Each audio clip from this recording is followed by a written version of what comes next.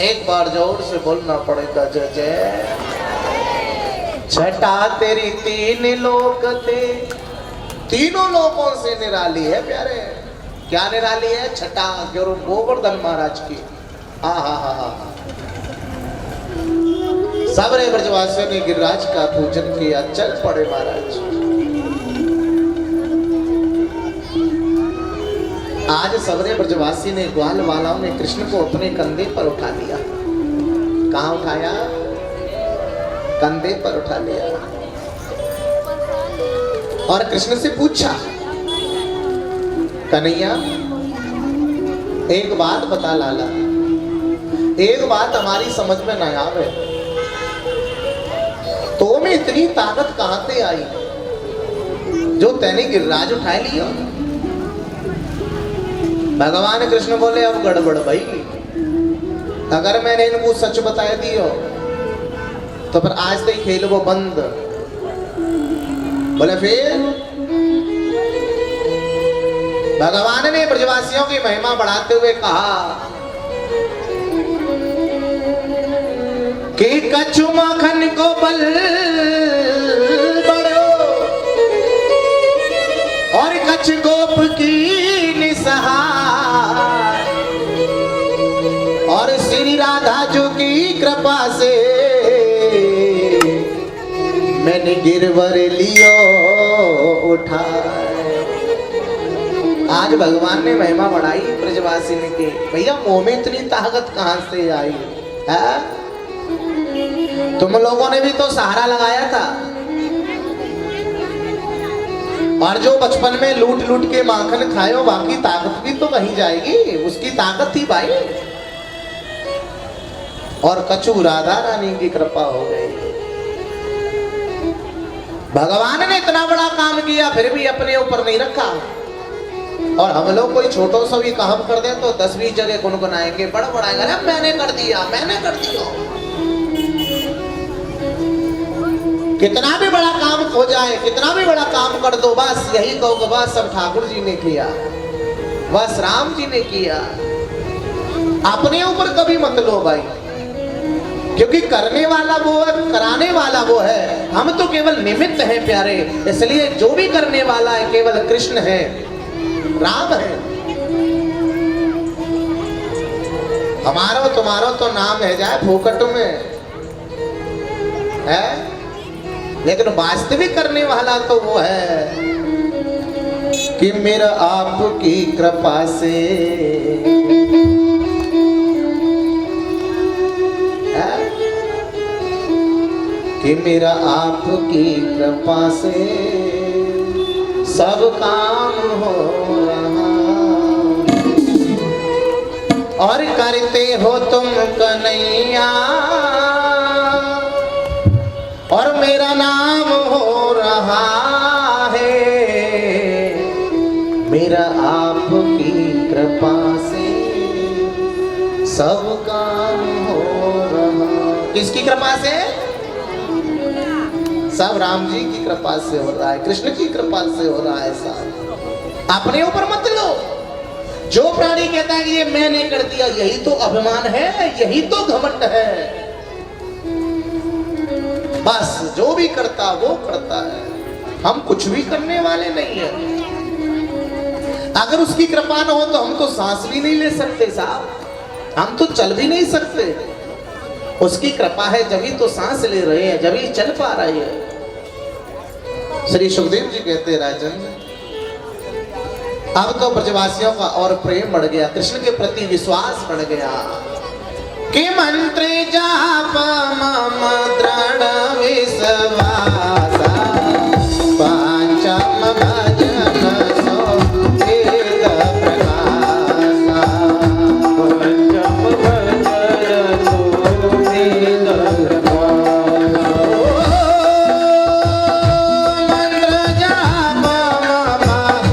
मंत्र जाप मम दृढ़ विश्वास, पंचम भजन सो वेद प्रकाश।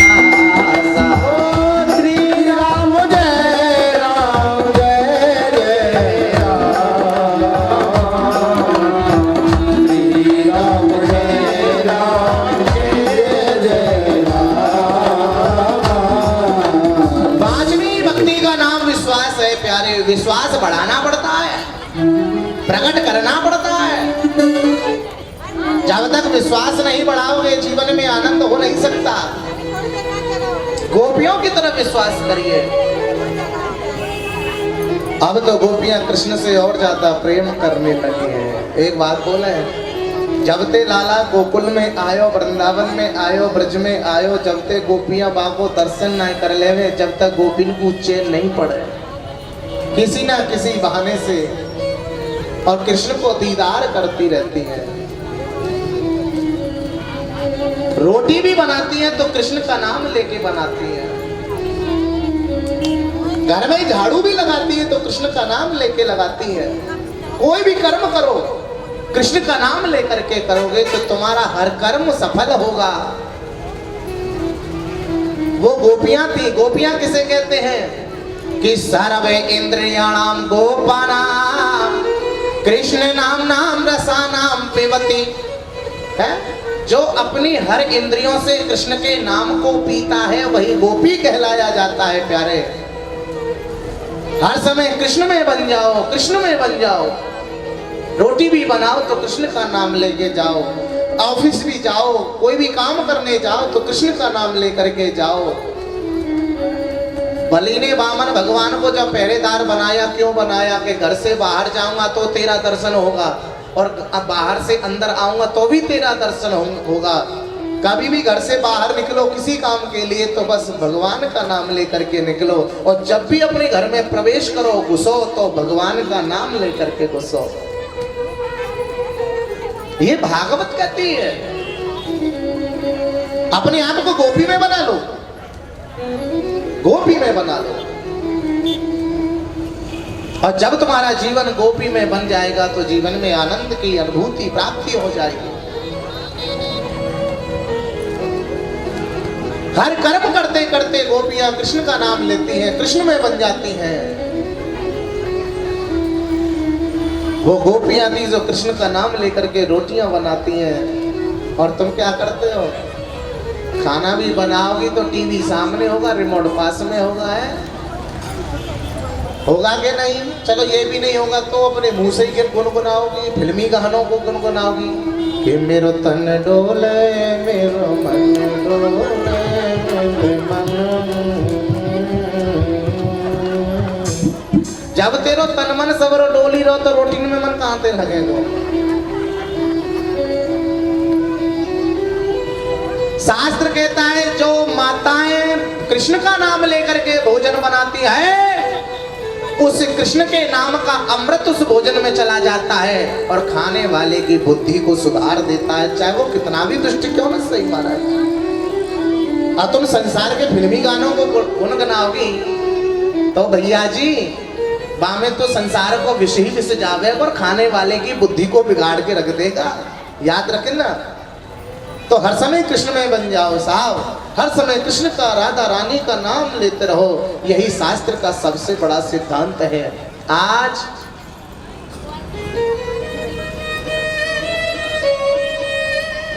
गोपियां कृष्ण का नाम लेकर के हर कर्म करती हैं कि हेमंते प्रथमे मासे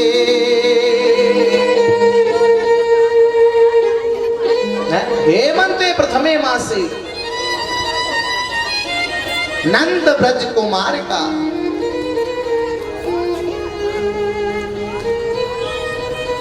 हेमंत ऋतु के प्रथम महीने में ब्रज की नारियां गोपियां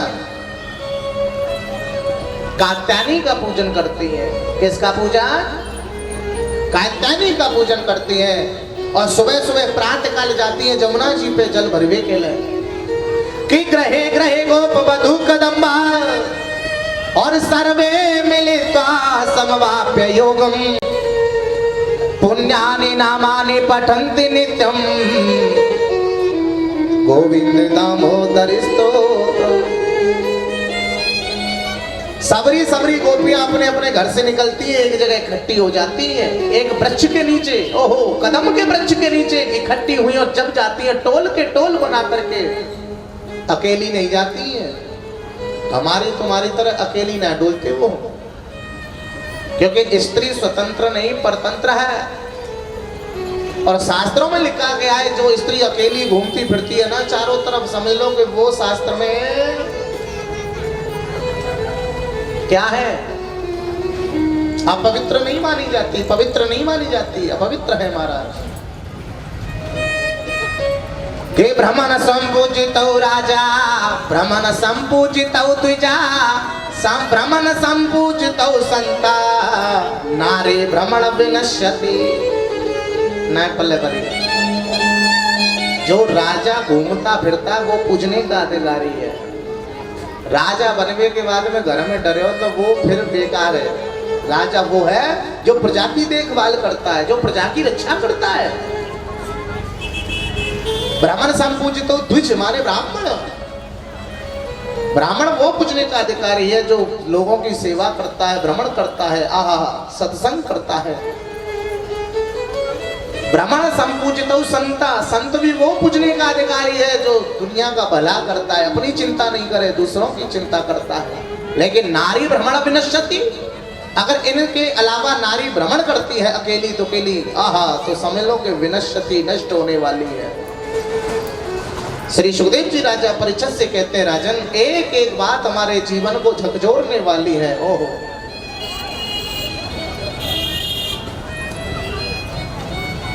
सबरी की सबरी गोपियां सुबह 4-5 बजे ब्रह्म मुहूर्त में, ब्रह्म मुहूर्त समझ रहे हो 4 बजे से लेके जब तक सूर्य उदय होता है 2-2.5 घंटे जब तक ब्रह्म मुहूर्त रहता है। और स्नान भी 4 प्रकार के बताए शास्त्र में। कितने प्रकार के? नंबर 1 देवी स्नान, जो देवताओं के लिए वो कोई नहीं कर सकता। दूसरा ऋषि स्नान, जो 4 बजे से लेकर के और 5 बजे तक के समय में जो स्नान करता है वो ऋषि स्नान होता है, संतों का स्नान होता है। और 5 बजे से लेकर के और 6:30-7 बजे जब तक सूर्य उदय होता है जब तक वो स्नान होता है प्यारे मनुष्य स्नान। हर प्राणी को सूर्य उदय होते समय तक स्नान कर लेना चाहिए। और सूर्य उदय होने के बाद में जो स्नान होता है वो राक्षसी स्नान होता है। और जैसा स्नान करोगे वैसी तुम्हारी बुद्धि बनेगी साहब। मनुष्य स्नान करो 1-2 महीने करके देख लो, फिर तुम्हें आदत पड़ जाएगी। याद रखना, फिर तुम्हारे शरीर में कभी आलस आएगा ही नहीं। लेकिन आलस तो हमने पहले से डाल रखा है। 10 बजे जगेंगे, 8 बजे जगेंगे, आराम से 12 बजे नहाएंगे।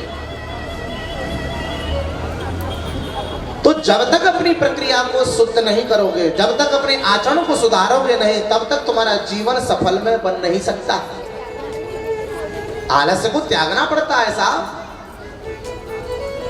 श्री सुखदेव जी राजा परीक्षित से कहते हैं, राजन सावरी गोपी जा रही जमुना जी में स्नान बनाए काजे, मटकी लेके और चल पड़ी जमुना जी पे। मटकियों को भरा है, जल भरो है। एक गोपी ने कहा, अरे बहन घर जाके भी तो नहाना पड़ेगा, चलो यही नहा लो। एक गोपी बोली, अरे तो कुछ शर्म है, नहावेगी कहते वस्त्र तो लाई ना है। एक गोपी बोली, अरे तुझे भी नहीं पता अंधेरा हो रहा है, सुबह सुबह का मुहूर्त है, कौन देख रहा है, अंधेरा हो रहा है, चलो नहा लो। और सब गोपियों ने अपने अपने वस्त्र उतारे और एक कदम के वृक्ष के नीचे रख दिए जमुना जी के तट पे। और सब की सब चली गई जमुना जी में नग्न अवस्था में स्नान करने के लिए। भगवान कृष्ण को बड़ा बुरा लगा। भगवान ने गोपियों से कहा, अगर आज मैंने तुम्हें सबक नहीं सिखाया तो फिर ये संसार में व्यर्थ चला जाएगा। और भगवान ने गोपियों को और संसार को सबक सिखाने के लिए यह लीला रची। मित्र मंडली के संग में आए, कदम के डाली पर चढ़ गए, सबने अपनी अपनी लठियों से, सबने अपने अपने वस्त्रों को, गोपियों के वस्त्रों को ऊपर पहुंचा दिया। और भगवान कृष्ण मुरली बजाने लगे। अच्छा, एक माताओं में एक कमी है भाई। क्या कमी है? गोपियां कह तो रही थी कि 2-2 डुबकी लगाओ चल पड़ो, लेकिन एक बीमारी माताओं में यह है कि अगर 2-4 मैया एक जगह इकट्ठी है जाए तो फिर उनकी पंचायत चाहे 2 घंटा बीती है, 4 घंटा बीती है, पर उनकी पंचायत बंद नहीं होती है साहब। राम जाने क्या बातें करती है। कितनी भी जल्दी होगी ना, फिर भी समय को बिता देती है 2-4 घंटे। तो सबरी गोपी बोली कि हम दो दो डुबकी लगा के चलेंगे, और जैसे ही जमुना जी में नहाने गई तो भैया इतना मतलब जो घंटा बीत गया, पूरा दिन निकलने को आया। अब सबरी गोपी छटपटाने लगी, अरे दिन निकलने वाला, कोई देखेगा क्या कहेगा, चलो चलो चलो। जैसी बाहर आई तो देखे तो कपड़े गायब, वस्त्र गायब हो गए। अब ढूंढ रही है, ऊपर देखा तो कृष्ण मुरली बजा रहा था कपड़ों को लेकर के। अब सबरी की सबरी गोपियां चिल्ला रही है, कृष्ण हमारे वस्त्रों को नीचे फेंक, ए कन्हैया हमारे कपड़न को नीचे फेंक दे। भगवान बोले क्यों चिल्ला रही हो, अगर तुम्हें अपने वस्त्र चाहिए, कपड़ा चाहिए तो एक एक करके बाहर आ जाओ और अपने अपने कपड़े ले जाओ। गोपियां बोली तो ये शर्म नहीं है? अरे हमें शर्म आती है, हम आ कैसे सकती है बाहर निकल के। भगवान बोले जब तुम नहा रही थी, स्नान कर रही थी नग्न होकर के, जब तुम्हें शर्म नहीं थी, जब तुम्हारी शर्म कहां गई थी। भगवान श्याम सुंदर ने संसार को उपदेश दिया कि जल में वरुण देवता का वास होता है, कभी भी गंगादि पवित्र तीर्थों में कभी नग्न होकर स्नान मत करना प्यारे।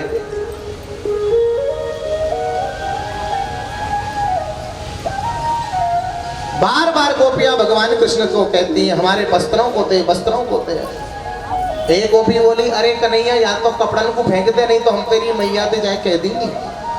भगवान बोले जा पहले तू मैया से किया। अब गोपी जाए तो जाए कैसे। और जितनी भी गोपियां थी ना वो कहने लगी देख दायरी ये तो प्रेम को गुजारी है, जाते ज्यादा आंख निकाल के बात मत करे, क्या पता कपड़ा लेके भाग गया तो पड़ी रही नहीं शाम तक, या जल में ही पूरी टीका टीक दोपहरी या जल में बितानी पड़ेगी। और जब घर जागी तो घर वाले पूछेंगे कहाँ रही अब तक, लेट कैसे आई, फिर घर वाले ने लट पड़ेंगे हम पे। ऐसे करो जाते प्रेम से ही बात करो। और सबरी की सबरी गोपी हाथ जोड़ के बोली ओ कन्हैया हमारे वस्त्रों को दे दे, हम तुझे माखन खिलाएंगी। बोला अच्छा अब काहे को सीधे बोल रही है, उल्टे बोला। तो भगवान की लीला बड़ी अद्भुत है प्यारे।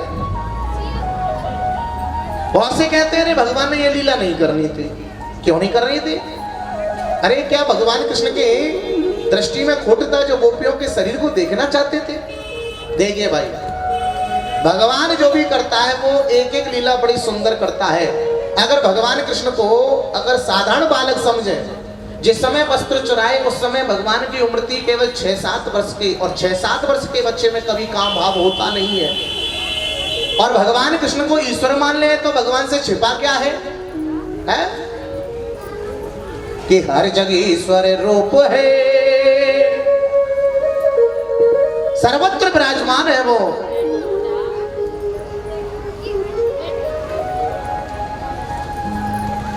कि तुलसी सीता राम दे और मति कर कपट सने, और क्या पर्दा भरतार सो जिन देखी सब दे। जिसने हमारे शरीर को बनाया ऐसे परमात्मा से क्या पर्दा करना साहब। अरे पर्दा समाज से होता है, पर्दा संसार से होता है, भगवान से पर्दा नहीं होता है। भगवान के सामने तो ताली बजाने में शर्म आती है, भगवान के सामने नाचने में शर्म आती है, और संसार के सामने नाचते हो, नाचते हो क्या नहीं। आजकल स्त्रियां भी माता बहना भी शादियों में जाती हैं, रोडों पे बैंड बाजों पे नाचती हैं, रोड पे है, शर्म नहीं है। याद रखिए शर्म समाज से करिए। शादी में जाएंगी आज मेरे यार की शादी, बूढ़ो बाबा नाच रहे है और यही गाने पे नाच रहे आज मेरे यार की शादी है।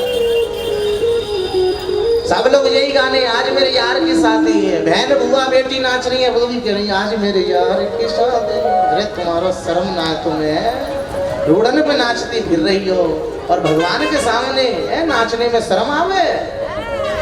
शर्म करो, संसार से करो, समाज से करो। मीरा शर्म करती तो आज मीरा का नाम नहीं होता। मीरा ने समाज को छोड़ दिया और भगवान के सामने नाची और आज भगवान ने उसकी महिमा को बढ़ा दिया। जो भगवान से मांगता है उसे संसार में मांगने की जरूरत नहीं पड़ती। याद रखना प्यारे, है? वही तो सामर्थ्यवान है, वही सर्वस्व है, उससे कोई पर्दा मत करो। वो गाना है ना कि पर्दा मुख से हटाओ, है? भगवान के सामने पर्दा मत रखिए साहब, एक हो जाओ, एक हो जाओ। और भगवान कृष्ण गोपियों को यही तो सिखा रहे हैं कि मुझसे पर्दा मत करो, मुझ में एक हो जाओ। और जो प्राणी मुझ में एक हो जाता है, मुझसे पर्दा नहीं करता, उसी का महिमा, उसकी महिमा संसार में बढ़ा देता हूं। भगवान ने कहा क्षमा याचना करो, सबरी गोपियों ने कान पकड़े, आहा दंड बैठक लगाई, प्रभु क्षमा कर दो, आज के बाद कभी नग्न होकर के स्नान नहीं करेंगे। और जैसे ही क्षमादान दिया, अब तो सबकी सब गोपियां, भगवान कृष्ण ने सबके वस्त्र लौटा दिए और सबकी सब गोपियां कृष्ण का नाम लेती लेती जा रही हैं। कहाँ जा रही हैं? अपने अपने घर को, और मन ही मन कृष्ण को याद करती जा रही हैं, मन ही मन कृष्ण को याद करती जा रही हैं।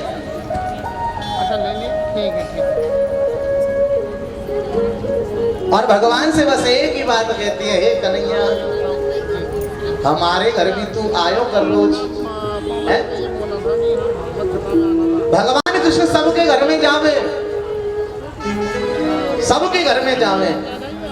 लेकिन एक बार ऐसा हुआ कि एक ब्रज में एक गोपी नई नई आई, नई नवेली, और बेचारी नई नई आई तो पर्दा में रहती है, अंदर रहती है, चारों तरफ कृष्ण की चर्चा होती है। उस गोपी की सास ससुर सब कृष्ण की तारीफ करते हैं, कन्हैया ने आज ये किया, कन्हैया ने वो कर दियो, कन्हैया ने ये कर दियो। अब उस गोपी का मन है कि अगर मैं घर से बाहर तो नहीं जा सकती हूँ, लेकिन कन्हैया मेरे भी घर आ जाए तो मैं भी मां को दर्शन कर लूं। और रोज इंतजार करती है, रोज इंतजार करती है। और इंतजार करते करते एक दिन तो गुस्से में कृष्ण से बोल दिया कि तू सबके घर जावे, हमारे घर तो आवे ही ना है। और क्या कहती है वो गोपी?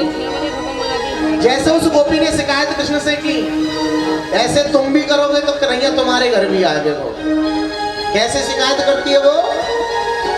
बतावे करेंगे कि मेरे घर कबो न आयो सावरिया, कि मेरे घर कबो न आयो सावरिया, मोर